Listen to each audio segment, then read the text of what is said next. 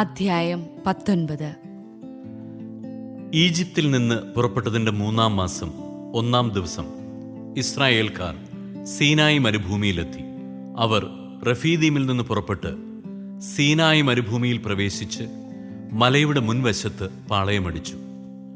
മോശ ദൈവസന്നിധിയിലേക്ക് കയറിച്ചെന്നു. കർത്താവ് മലയിൽ നിന്ന് അവനെ വിളിച്ച് ഇങ്ങനെ പറഞ്ഞു: യാക്കോബിന്റെ ഭവനത്തോട് നീ പറയുക, ഇസ്രായേലിനെ അറിയിക്കുക, ഈജിപ്തുകാരോട് ഞാൻ ചെയ്തതെന്തെന്നും കഴുകന്മാരുടെ ചിറകുകളിൽ സംവഹിച്ച് ഞാൻ നിങ്ങളെ എങ്ങനെ എൻ്റെ അടുക്കിലേക്ക് കൊണ്ടുവന്നുവെന്നും നിങ്ങൾ കണ്ടുകഴിഞ്ഞു. അതുകൊണ്ട് നിങ്ങൾ എൻ്റെ വാക്ക് കേൾക്കുകയും എൻ്റെ ഉടമ്പടി പാലിക്കുകയും ചെയ്താൽ നിങ്ങൾ എല്ലാ ജനങ്ങളിൽ വെച്ച് എനിക്ക് ഏറ്റവും പ്രിയപ്പെട്ട എൻ്റെ സ്വന്തം ജനമായിരിക്കും. കാരണം ഭൂമി മുഴുവൻ എൻ്റേതാണ്. നിങ്ങൾ എനിക്ക് പുരോഹിത രാജ്യവും വിശുദ്ധ ജനവുമായിരിക്കും. ഇവയാണ് ഇസ്രായേൽക്കാരോട് നീ പറയേണ്ട വാക്കുകൾ. മോശ ചെന്ന് ജനത്തിലെ ശ്രേഷ്ഠന്മാരെ വിളിച്ച് കർത്താവ് കൽപ്പിച്ച കാര്യങ്ങളെല്ലാം അവരെ അറിയിച്ചു. ജനം ഏകസ്വരത്തിൽ പറഞ്ഞു: കർത്താവ് കൽപ്പിച്ചതെല്ലാം ഞങ്ങൾ ചെയ്തുകൊള്ളാം. ജനത്തിന്റെ മറുപടി മോശ കർത്താവിനെ അറിയിച്ചു. കർത്താവ് മോശയോട് പറഞ്ഞു: ഞാൻ നിന്നോട് സംസാരിക്കുമ്പോൾ ജനം കേൾക്കുന്നതിനും അവർ നിന്നെ എപ്പോഴും വിശ്വസിക്കുന്നതിനും വേണ്ടി ഇതാ, ഞാനൊരു കനത്ത മേഘത്തിൽ നിന്റെ അടുക്കലേക്ക് വരുന്നു. മോശ ജനത്തിന്റെ വാക്കുകൾ കർത്താവിനെ അറിയിച്ചു. അപ്പോൾ കർത്താവ് മോശയോട് പറഞ്ഞു: നീ ജനത്തിന്റെ അടുത്തേക്ക് പോയി ഇന്നും നാളെയും അവരെ ശുദ്ധീകരിക്കുക. അവർ തങ്ങളുടെ വസ്ത്രങ്ങൾ അലക്കട്ടെ. 3-ാം ദിവസം അവർ തയ്യാറായിരിക്കണം. എന്തെന്നാൽ 3-ാം ദിവസം ജനം മുഴുവൻ കാണുകെ കർത്താവ് സീനായ് മലയിൽ ഇറങ്ങിവരും. മലയ്ക്ക് ചുറ്റും ജനങ്ങൾക്ക് അതിർത്തി കൽപ്പിച്ചുകൊണ്ട് പറയണം: മലയിൽ കയറുകയോ അതിൻ്റെ അതിരിൽ തൊടുകയോ ചെയ്യാതിരിക്കാൻ ശ്രദ്ധിച്ചുകൊള്ളുവിൻ. മലയിൽ തൊടുന്നവൻ വധിക്കപ്പെടും. അവനെ ആരും സ്പർശിക്കരുത്.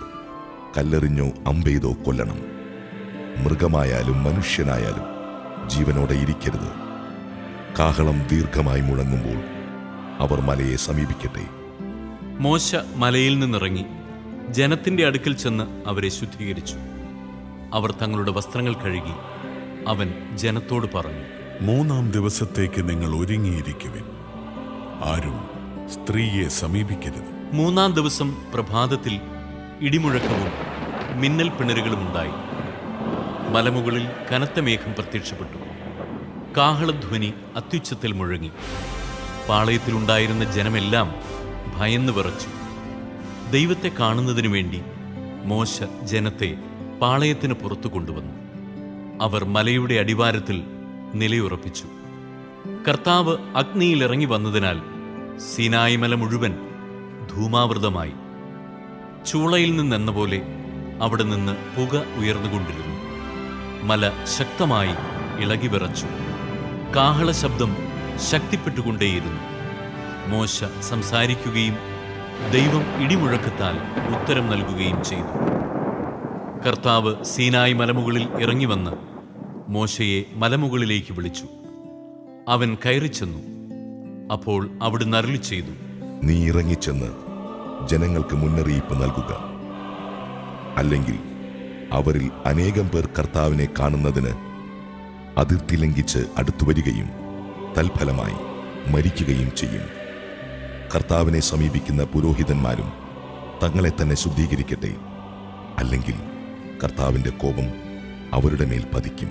മോശ കർത്താവിനോട് പറഞ്ഞു: സീനായി മലയിലേക്ക് കയറാൻ ജനങ്ങൾക്ക് കഴിയുകയില്ല. കാരണം ചുറ്റും അതിർത്തി നിർണയിച്ച് മലയെ വിശുദ്ധ സ്ഥലമായി പരിഗണിക്കാൻ അങ്ങ് തന്നെ ഞങ്ങളോട് കൽപ്പിച്ചിട്ടുണ്ടല്ലോ. അപ്പോൾ കർത്താവ് മോശയോട് കൽപ്പിച്ചു: നീ ഇറങ്ങിച്ചെന്ന് അഹറോനെയും കൂട്ടി കയറി വരുക. എന്നാൽ പുരോഹിതന്മാരും ജനങ്ങളും അതിർത്തി ലംഘിച്ച് കർത്താവിനെ സമീപിക്കാതിരിക്കട്ടെ. സമീപിച്ചാൽ കർത്താവിന്റെ കോപം അവരുടെ മേൽ പതിക്കും. മോശ ഇറങ്ങിച്ചെന്ന് ജനത്തോട് സംസാരിച്ചു.